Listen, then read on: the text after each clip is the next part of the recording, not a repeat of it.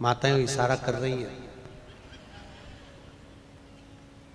किसको क्रोध आता है?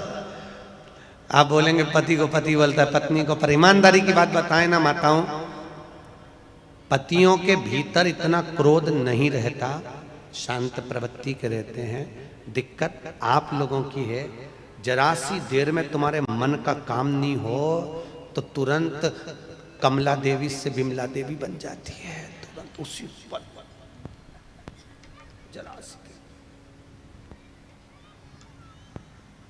एक पति और पत्नी का झगड़ा हुआ, और पति पत्नी का झगड़ा हुआ और पत्नी ने चिल्लाकर जवाब में दे दिया, तुम तो जानवर हो। अब लड़ाई होती कि नहीं होती इतनी बड़ी बात है, तुम तो जानवर हो। पति मुस्कुराकर बोला, तू बिल्कुल सही बोली है, तू मेरी जान में तेरा वर। गलत कहा? इतना बोलना था तो पत्नी कह रही है मैं तुम्हारे लिए चाय बना के लाती, तुरंत लड़ाई समाप्त, क्रोध गया।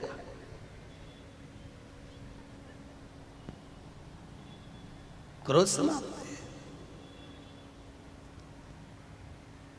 आज हम उनके यहाँ गए थे, क्या नाम उनका, नाना भाई के यहाँ, पानी वालों के यहाँ, तो उनके यहाँ वो वकील साहब मिले थे। तो वकील साहब बोले, गुरुजी उनकी धर्म पत्नी आई प्रणाम करने के लिए, तो वकील साहब बोले ये मेरी धर्म पत्नी है।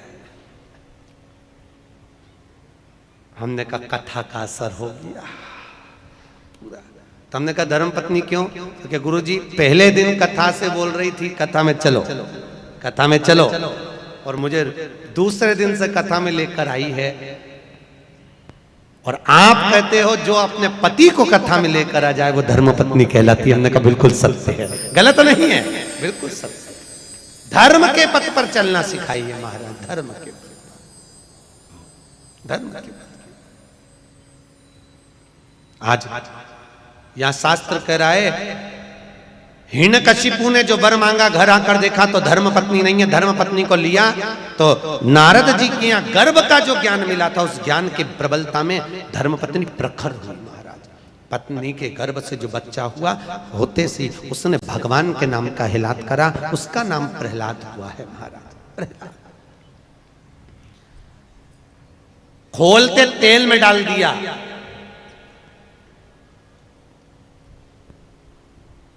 पर्वत पे से नीचे फिगवा दिया, समुद्र के अंदर डलवा दिया, तो भी प्रहलाद नहीं मरा। आखिरी में हिरण्यकशिपु ने अपनी बहन को बुलवाया। क्या नाम था उसकी बहन का? जम के बोलो जरा। होलिका। कौन से महाराज ने बताया कि हिरण्यकशिपु की बहन का नाम होलिका था? क्या नाम था? डूंडा। हिरण्यकशिपु की बहन का नाम था डूंडा। कौन थी ये प्रहलाद की? हिरण्यकशिपु की बहन, प्रहलाद की बुआ। आप में से कितनी बुआ बैठ रही है? बुआ कितनी है? सब बुआ हो ना? अरे बोलो तो, हो सब बुआ? तो बुआ ऐसी होती है कि अपने भतीजे को आग लगा दे? अरे बोलो तो, होती है ऐसी? नहीं। प्रहलाद को गोदी में लेकर डूंडा बैठ गई, उसके पास ब्रह्मा जी की दी हुई एक चादर थी।